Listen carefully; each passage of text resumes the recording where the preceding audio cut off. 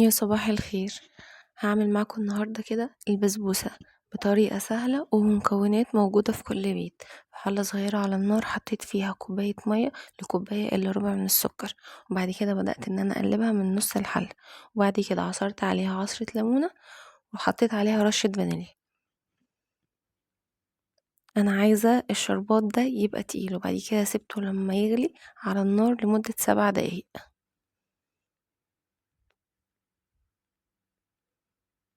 في بولة حطيت فيها نص كيلو من سميد البسبوسة، وبعد كده حطيت عليها كوباية أو نص كوباية من جوز الهند، وبعد كده حطيت عليها نص كوباية سكر ونص معلقة صغيرة من البيكنج باودر. بعد كده قلبت المكونات الجافة كلها على بعض.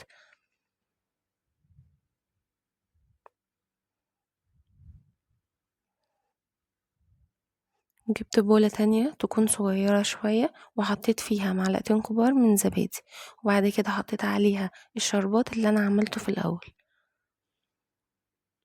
أنا عايزة الشربات ده يا جماعة يكون تقيل، وبعد كده حطيت عليها نص كوباية من السمنة البلدي، وبدأت ان انا اقلبها كويس بالمضرب. وبعد كده حطيت المكونات دي على المكونات الجافة اللي انا عملتها في الاول، وبعد كده بدأت ان انا ابس البسبوسة اقلبها. البسبوسة بتبقى عاملة زي مية الرملة المبلولة. بعد كده جبت صينية ألمونيوم او صينية بسبوسة ودهنتها دهنة سمنة بلدي، وحطيت عليها الخليط بتاعي، وبليت ايدي مية وبدأت ان انا افرد البسبوسة بايدي كده بالراحة من الاطراف.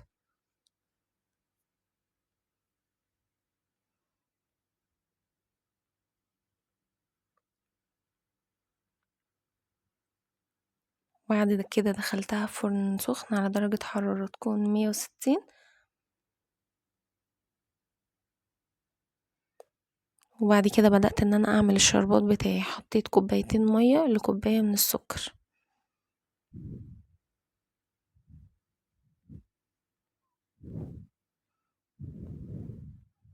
وحطيت عليها عصرة ليمونة ورشة فانيليا.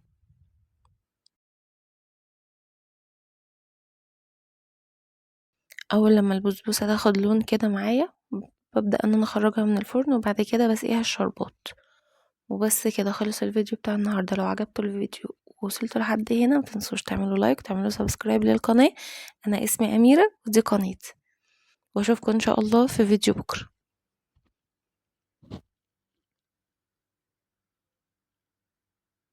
بعد ما سقيت البسبوسة كده شايفين هتبدأ ان هي تطرى وتاخد لون. البسبوسة ما بتتحطش في التلاجة يا جماعة عشان ما تنشفش.